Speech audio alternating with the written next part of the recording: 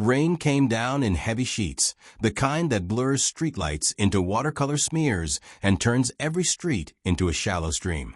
Michael Bennett eased his aging pickup to the curb, wipers working overtime. He should have been heading straight to Emma's school, 20 minutes until dismissal, but something in the corner of his vision stopped him. Through the downpour, under a flickering bus stop light, a woman sat alone.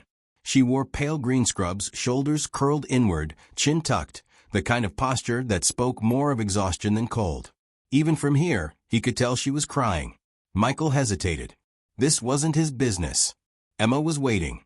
But as the rain rolled off his windshield and the woman made no move to shield herself beyond the thin shelter of the bus stop, something in him shifted.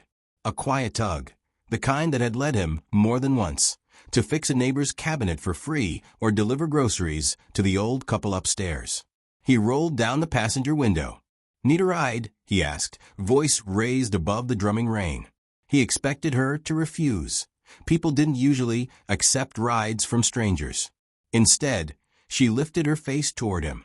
Even shadowed by the storm, he could see the depth of her fatigue. This wasn't just the tiredness of a long shift.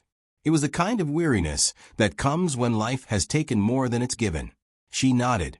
Michael leaned across the seat, unlocking the door. The woman slid in, bringing a rush of wet air and the faint scent of hospital antiseptic. She said nothing at first, hands folded tightly in her lap. "I'm Michael," he offered, easing the truck back onto the road. She gave a small nod, but didn't return the introduction. He didn't push. Silence had its uses. The cab filled with the sound of the heater, old and uneven, but trying its best, and a low hum from a radio, an acoustic cover of a song Michael half recognized. Outside, rain clattered against the roof in arrhythmic bursts. For a moment, the world felt narrowed to this small space, two strangers sharing nothing but shelter from a storm. Then his phone rang.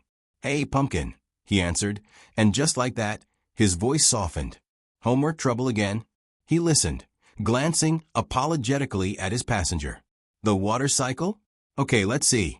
Water turns into, he faltered, trying to frame evaporation in 9-year-old terms. The woman leaned closer, her voice unexpectedly gentle. "Imagine the sun giving water little invisible wings so it can fly into the sky," she said, speaking toward the phone. "When it gets cold, the wings get heavy, and the water falls back down as rain." On the other end, Emma's delighted, "Oh, I get it now," drew the first faint smile Michael had seen from her.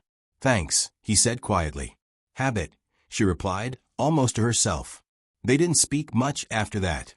By the time they reached her address, a squat apartment building with a sagging awning, the rain had eased into a softer drizzle. She reached for her bag, then froze, patting her pockets. "Forgot my wallet," she murmured, clearly embarrassed. "Don't worry about it," Michael said. "Just pay it forward sometime." She studied him for a moment, as if unsure what to make of the offer, then nodded and stepped out. He watched her walk toward the building, shoulders still slightly hunched, before pulling away. Michael's world before the rain. Michael's days were built from sawdust and schedules. He woke before sunrise, so the creaking floorboards wouldn't disturb Emma. Breakfast was always ready when she shuffled in, hair in a half-sleep tangle. On the counter, his coffee mug sat beside her cereal bowl, a small domestic landmark that anchored their mornings. His workshop occupied the ground floor of their modest apartment building, smelling of pine shavings and linseed oil. Each piece of furniture he made carried a quiet story: a kitchen table for a young couple just starting out, a rocking chair for a grandfather's porch. The work didn't make him rich, but it kept them afloat. Life had been like this for 6 years, since Catherine left for a promotion in New York. Her calls grew less frequent, her promised holiday visits rare. He never spoke badly of her to Emma. Instead, he filled their photo albums with new memories, beach trips, park days, little woodworking projects, where she used her own yellow-painted toolbox. Money was always tight. He skipped lunches so Emma could stay in art class. He fixed the neighbors' furniture for just the cost of materials.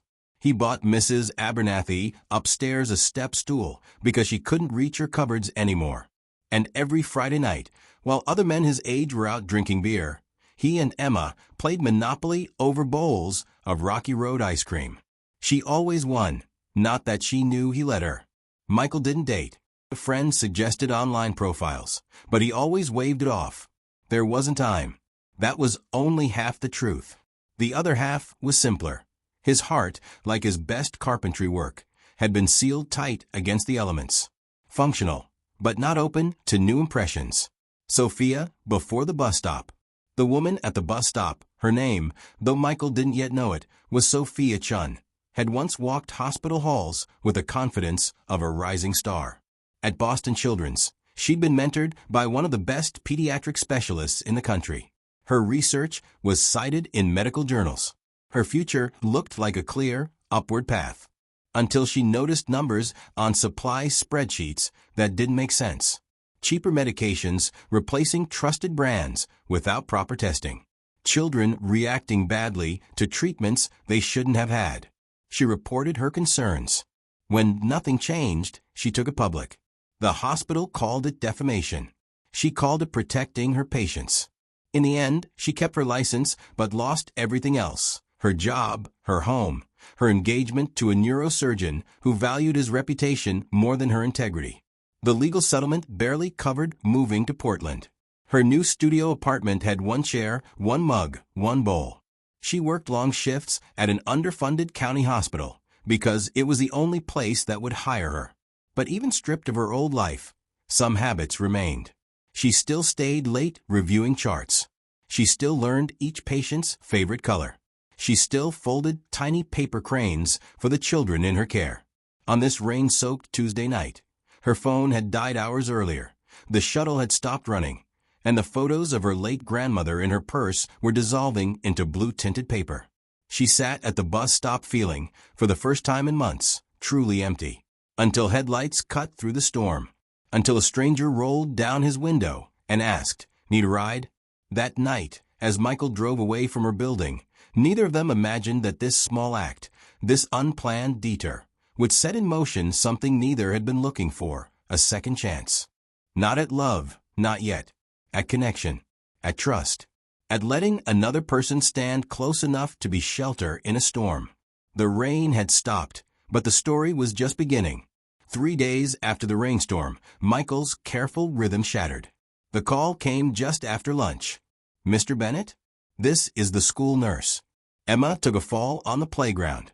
We think it's a mild concussion, but we'd like you to take her to the ER for observation." By the time he reached the hospital, his hands ached from gripping the steering wheel. He'd rehearsed worst-case scenarios the entire drive, each more terrifying than the last. In the pediatric assessment area, a voice cut through the noise. "Emma Bennett?" Michael turned, and there she was, the woman from the bus stop.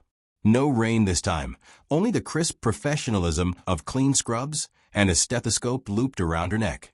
But her eyes, sharp yet kind, were the same. Emma's head lifted from the nurse's shoulder. "The rain lady," she exclaimed, pointing. Michael blinked at her in surprise. "You remember her?" "Of course," Emma said matter-of-factly. She explained the water cycle. Sophia, though Michael still didn't know her name, knelt so she was level with Emma's eyes. "How's your head feeling, kiddo?" she asked, voice gentle. "I'm going to check you over, and I promise I'll explain each step before I do it. Deal?" Emma nodded solemnly, the hint of fear easing from her small shoulders. The exam was efficient but warm, Sophia turning every test into a game. When she pressed a popsicle into Emma's hand afterward, she winked. Hospital policy for brave patients. Michael's thanks came out a little gruffer than intended. "Appreciate it."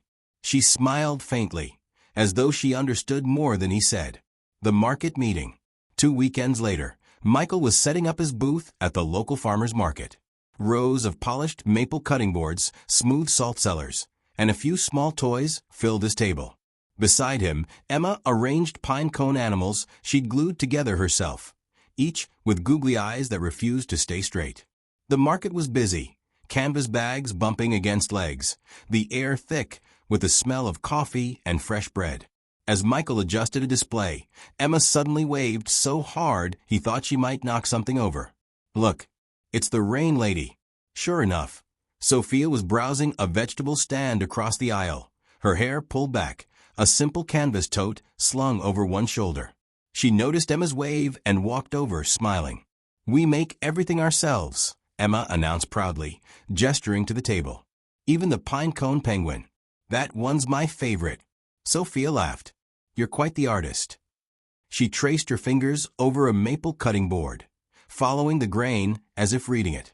"This is beautiful," she murmured, but when her eyes caught the price tag, she set it down with quiet finality. They talked a little about cooking. Sophia admitted that most nights she settled for microwave meals. "Cooking for one always feels like more effort than it's worth," she said with a shrug. Michael watched her walk away later, her tote holding just a single bell pepper, 2 apples, and a small bunch of kale, exactly enough for one dinner, no leftovers. That night, he found himself in his workshop cutting a smaller board from the same maple she'd admired. He didn't plan it. His hands just knew what to do. The garden corner. By spring, the community garden was greening again. Michael and Emma had claimed the same sunny corner plot for the 3rd year running. Tomatoes, beans, carrots, and, at Emma's insistence, sunflowers for the bees. One Sunday afternoon, Michael noticed Sophia across the garden, kneeling among her seedlings. Her rows were ruler straight but waterlogged, small sprouts drooping under the weight of overcare. "You're drowning them," Emma announced, trotting over. Sophia looked up, startled. "Plants are like people," Emma continued seriously. "They need space to breathe." Sophia chuckled. "I see. And what else do they need?" "Room to stretch," Emma said, demonstrating by spreading her arms wide. From that day on, Sophia started joining them in the garden. She accepted Emma's tips and Michael's quieter guidance, with good humor, letting them show her how to test soil moisture or prune a tomato plant without guilt. Lunches began to happen there too, sandwiches eaten on a weathered bench while Emma chattered about school. Michael noticed how Sophia's usual professional reserve melted when Emma was around. And Sophia, for her part, seemed to notice how his rough edges softened whenever his daughter spoke. A kitchen classroom. The first time Michael invited Sophia to their apartment, it was for practical reasons. Emma's science fair project, germs and how they travel, had hit a wall. She couldn't quite grasp the difference between bacteria and viruses, and Michael's explanations kept collapsing into woodshop analogies. Sophia arrived with a tote bag full of supplies, soap, glitter, balloons, and a handful of magnifying slides. Before long, the kitchen was a chaos of sparkling hands and water splashes.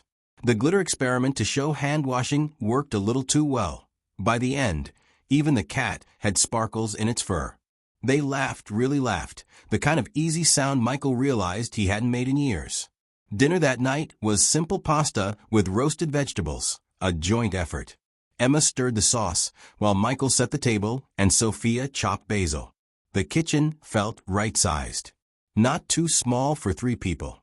Not too quiet. After Emma fell asleep on the couch, they stood side by side at the sink. "She's remarkable," Sophia said softly, drying a plate. "You've done a beautiful job raising her." Michael didn't trust himself to answer right away. It was the first time anyone had said that to him. Quiet shifts. The weeks that followed were a gentle weaving of their lives. Market hellos, garden afternoons, shared coffee on hospital breaks. When Michael came to deliver a commissioned piece for the pediatric ward. Nothing grand, just small kindnesses that felt steady. One afternoon, as they lifted a bookshelf from his truck, their hands brushed. The contact was brief, but sent an unexpected current through both of them. Michael looked up, found her already watching him, and for a heartbeat the world narrowed again, just like that night in the rain. Michael didn't know it yet, but these threads, the kindnesses, the shared spaces, the easy silences, were building something. Not the wild rush of romance he once believed in, but something slower, sturdier. A bridge strong enough to hold the weight of 2 lives that had learned, separately, how to survive storms. They were about to learn what it meant to cross it. By late spring, the air in Portland carried that tentative warmth that made people trade raincoats for lighter jackets, even if the clouds still threatened to drizzle. Michael had just finished delivering a custom bookshelf to the pediatric ward, an anonymous donation arranged through the hospital's charity coordinator. As he slid the last shelf into place, a familiar voice called from behind. "You're going to spoil them," Sophia said, leaning against the doorway. She carried 2 paper cups, one of which she handed him. Michael grinned. "If you're going to read, you might as well have somewhere nice to put the books." They chatted for a few minutes, until her pager went off. Before she left, she brushed a wood shaving from his sleeve, a simple gesture that lingered longer in Michael's chest than he cared to admit. The drawing under the seat. Back at his truck, Michael searched for jumper cables in the glove compartment. Instead, he found one of Emma's crayon drawings tucked under the seat. 3 figures sat at a kitchen table. A man with messy hair, a girl with pigtails, and a woman in a blue dress. Above them was written, "Dinner with Sophia." When he showed it to her later that week in the community garden, she smiled softly but said nothing. The quiet acknowledgement between them felt almost more intimate than words. An invitation from Emma. It was Emma, of course, who broke the quiet orbit they'd been circling. Sophia had stopped by to return a medical reference book Michael had lent her for Emma's science project. She found them in the living room, music playing while father and daughter practiced a clumsy foxtrot for the school's father-daughter dance. "You should come over for dinner on Sunday," Emma blurted. "Dad makes really good lasagna, except when he burns it." Michael's eyes flicked to Sophia, half expecting her to decline. But she hesitated only a moment before saying, "I'd like that." Sunday came with the smell of garlic bread and the sight of Sophia arriving with a homemade apple crumble, my grandmother's recipe, she explained. Dinner was easy, conversation flowing between bites, Emma bouncing between stories about school and showing Sophia her latest clay sculptures. Afterward, they took dessert up to the apartment building's rooftop, where they pointed out constellations for Emma's astronomy project. At some point, Emma fell asleep between them, her small hand curled into the sleeve of Sophia's sweater. Michael glanced at her. "She trusts you," he said quietly. "She doesn't get close to people easily. Not since her mom left." Sophia's gaze stayed on Emma. "Children know who really sees them," she murmured. "Not everyone who looks is actually looking." For a long time, neither moved. The city lights shimmered below, the air holding a kind of peace Michael wasn't used to. The hospital confrontation. It happened on an ordinary Tuesday. Michael had dropped by the hospital to deliver the smaller cutting board he'd made, the one Sophia had admired at the market. He'd carved her initials subtly in the corner. The gift was still in his hand when he heard raised voices down the hall. "Destroyed careers with your sanctimonious complaints," a man's voice spat, sharp and cutting. Michael edged closer. A tall man in an expensive suit stood inches from Sophia, his face red with anger. "You had the nerve to challenge protocols from physicians with decades more experience. You humiliated the entire department." Sophia's reply was calm but low, too quiet for Michael to catch. But her posture, straight-backed, chin lifted, radiated the same unshaken dignity he'd first noticed that rainy night at the bus stop. Around them, hospital staff whispered. The words Boston, whistleblower, and blacklisted carried in fragments. The man left in a storm of cologne and polished shoes, and Sophia turned, only to find Michael watching from the corner. Her face paled. "Michael, were you ever going to tell me?" His voice was sharper than intended. "That you're not just some nurse. That you had a big-shot career before ending up here." She flinched at the way he said it. It wasn't exactly small talk for the garden bench. "What else haven't you told me?" His words came out harsher than he'd meant, but the instinct to protect, from what, he wasn't even sure, flared hot. The truth and the break. They ducked into the staff lounge for privacy. Sophia explained the supply changes, the unsafe protocols, the children affected. How she tried to fix it internally before going public. How it cost her her home, her savings, her career. "I reported what was happening to children," she said, her hands trembling only slightly. "Children like Emma. And for that, I lost everything except who I am." But Michael's mind was already running to darker places. "You'll leave eventually, for something better." They always do. The ghost of Catherine hovered in the air between them. Sophia's jaw tightened. You don't get to decide my intentions based on your past. Not everyone leaves, Michael. Some of us get left behind, too. The words landed hard. Too hard. By the time they parted, neither was willing to make the first move toward reconciliation. Weeks of silence. The days that followed were hollow in ways Michael hadn't anticipated. He stopped answering her texts, let Emma's questions about Nurse Sophia fade into disappointed silence. In his workshop, he caught himself sanding the same table leg over and over until it was too thin to use. Sophia, in her apartment, found herself rearranging the same 3 mugs in the cupboard, as if order could make up for the ache. The cutting board sat untouched on Michael's workbench. The initials, once carved with quiet hope, now felt like a taunt. A drawing on display. It was Emma's school art exhibition that cracked the wall. Her drawing hung at the center of her display. 3 figures in a garden, Michael with his tools, Emma in pigtails, and a woman in scrubs kneeling among flowers. Above it, in crooked block letters, my family. Michael stood staring at it long after the other parents had moved on. Something in him shifted. The realization that Emma had already built this bridge in her heart. He was the one standing back, afraid to cross. That night, he tried to call Sophia. Her number was disconnected. The departure that wasn't. The next afternoon, he found her in the hospital parking lot, packing boxes into the trunk of her car. You're leaving, he said, the accusation rough in his voice. Just like, he stopped himself before finishing. I've been offered my old position back, she replied, straightening a stack of books. The hospital board reviewed my evidence. The administrators responsible are gone. They apologized. Formally. His bitterness surprised even him. So you get your fancy career back. And what were we? Just a small-town distraction. She met his gaze without flinching. No, Michael. You were the first place I've ever felt at home. The admission hung between them, sharp and vulnerable. Then she closed the trunk and walked inside, leaving him with the echo of words he didn't yet know how to answer. The bridge they'd built, careful plank by plank, had splintered, and neither knew if it could hold their weight again.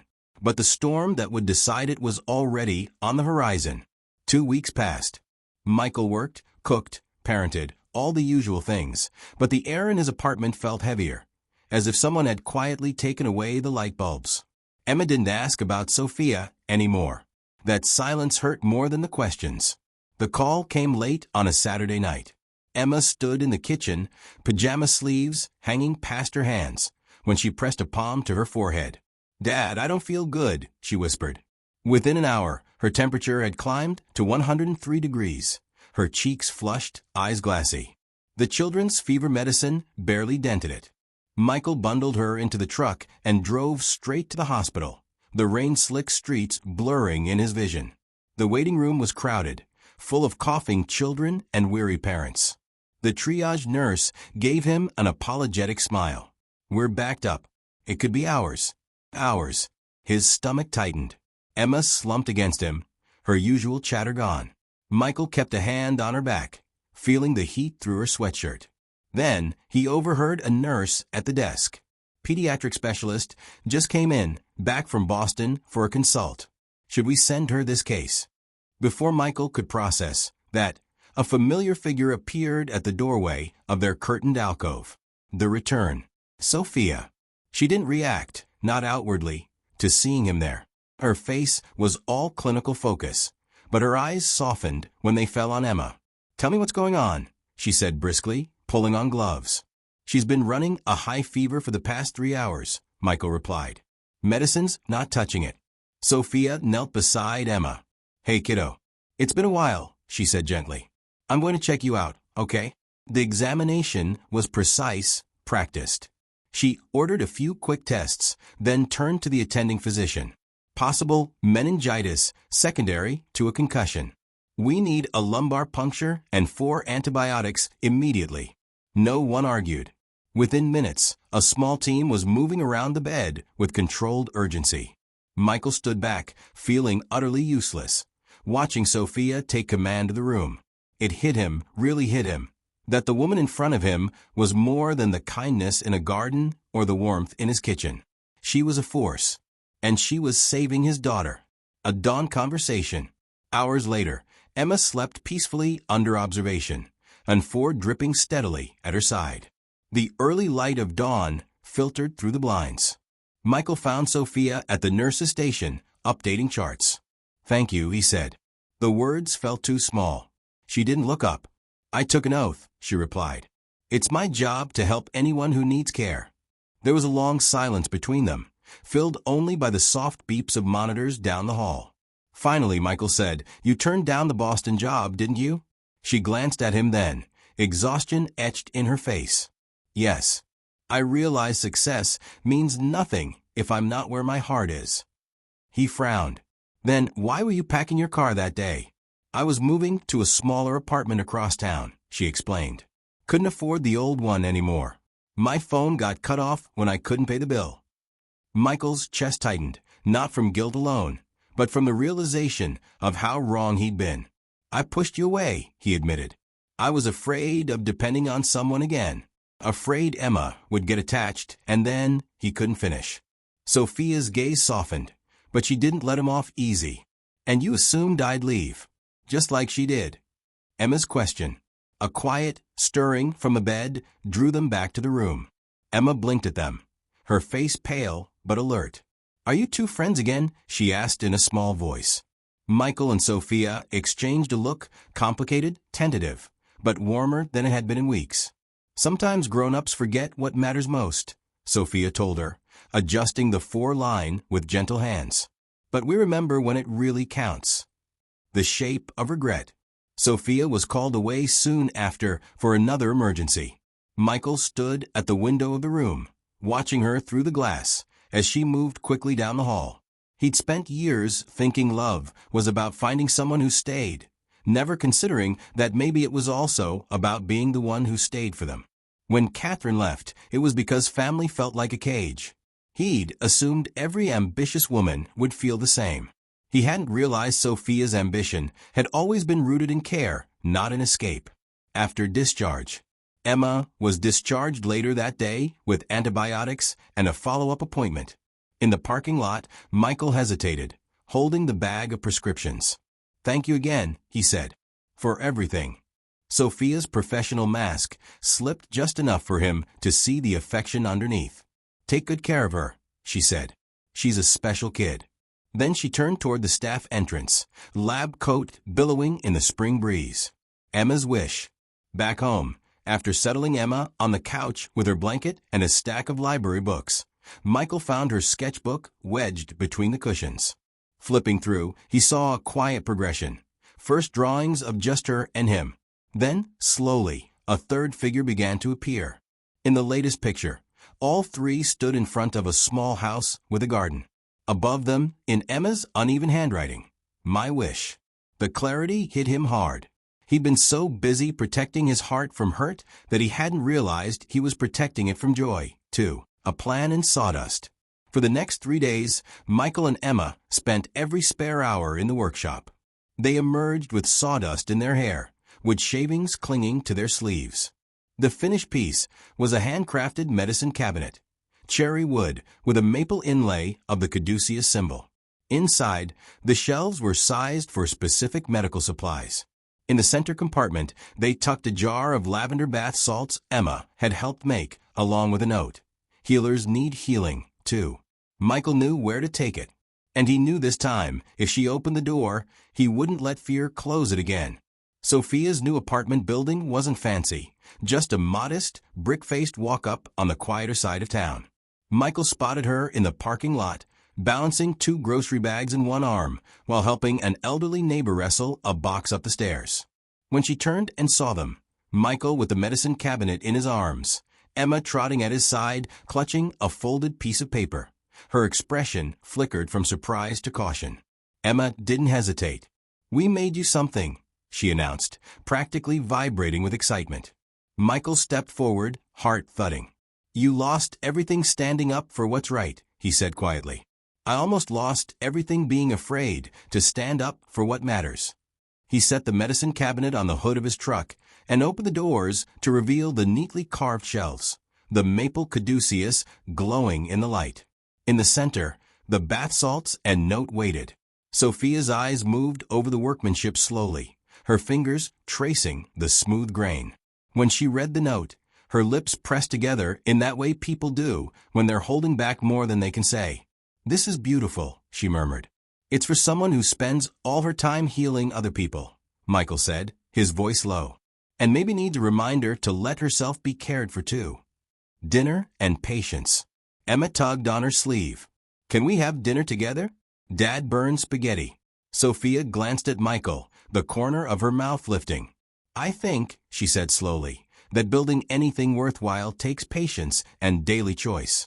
Michael held her gaze. "And a willingness to fix the parts you got wrong the first time." The three of them ended up around Michael's kitchen table that night. Sophia chopping vegetables, Michael managing the sauce, Emma in charge of setting the table, and sneaking olives from a bowl. It wasn't perfect. The bread almost burned, the pasta water boiled over, but it felt right. Afterward, they sat on the couch with mugs of tea, the medicine cabinet leaning against the wall as if it were already part of the home. 6 months of steady work. Over the next half year, the changes in their lives didn't come in grand gestures, but in the kind of small, consistent actions that build trust. Michael crafted smaller wooden pieces for Sophia's apartment, a shelf for her kitchen spices, a narrow bench for her entryway. Emma's drawings began covering the refrigerator in Sophia's place, each one with the three of them somewhere in the frame. Sophia started spending one evening a week offering free medical care at the workshop, which they converted into a small clinic space after hours. Parents without insurance brought their children. Neighbors came with lingering coughs or aching joints. Michael would brew coffee, fix a chair while he waited, and listen to Sophia explaining treatment plans with the same gentle focus she'd given Emma that night in the hospital. In the community garden, their plots flourished. Sophia's once drowning seedlings now stood tall beside Emma's sunflowers, the rows a little messier but far more alive. The offer that didn't tempt. One crisp autumn morning, a thick envelope arrived for Sophia. The letterhead read Boston Children's Hospital. Another job offer, generous salary, prestigious title, the works. This time, she didn't open alone. She and Michael sat at the kitchen table while Emma colored at the other end. "They're offering me the role I had before," Sophia said, scanning the letter. "Better pay, more staff, all the things I thought I wanted." Michael watched her face carefully. "And," she folded the letter back into the envelope, "and I think my skills do more good here, in this neighborhood, in the clinic we built." Michael felt something in his chest loosen. Not relief that she was staying, but pride that staying was her choice. A groundbreaking and a garden. On the 1-year anniversary of that rainy night, they broke ground on a new combined workshop and community clinic, a single building where Michael's tools and Sophia's exam table could coexist under one roof.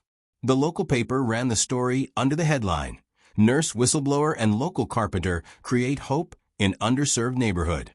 Volunteers came forward, retired doctors, medical students, fellow craftspeople offering to help with the construction. Emma gave tours to her classmates, introducing my dad and Sophia with unshakable pride, a pendant and a promise. One evening, Michael handed Sophia a small box. Inside was a simple gold pendant, the metal warm with age. "It was my wedding ring," he said quietly. "I had it melted down and reshaped, not to erase the past, but to make something new." Sophia fastened it around her neck. "Not everything broken needs replacing," she said softly. "Some things just need reshaping." The rain again. Winter's end brought another storm. The three of them came home soaked from the garden, Sophia with her umbrella, Emma between them holding both their hands. Inside the front door, 3 pairs of muddy rain boots stood in a row, small, medium, and large. They left them there, side by side, as they moved into the kitchen to start dinner. Outside, the rain tapped against the windows like an old memory. Sophia glanced out at the gray sky. "Some storms wash away what we thought we wanted," she murmured, "and show us what we truly need." Michael nodded. his hand brushing hers as he set plates on the table. "True love isn't finding someone perfect," he said. "It's finding someone who stays when life isn't." The last scene. Later that night, they sat together in the living room.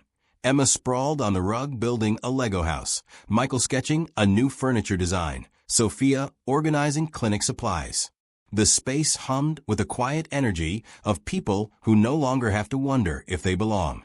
The cabinet they'd made for her hung in the corner, stocked neatly. On its top shelf sat the jar of lavender bath salts, still unopened. Some gifts aren't meant to be used up. They're meant to remind you, on the days you forget, that you're not facing the storm alone.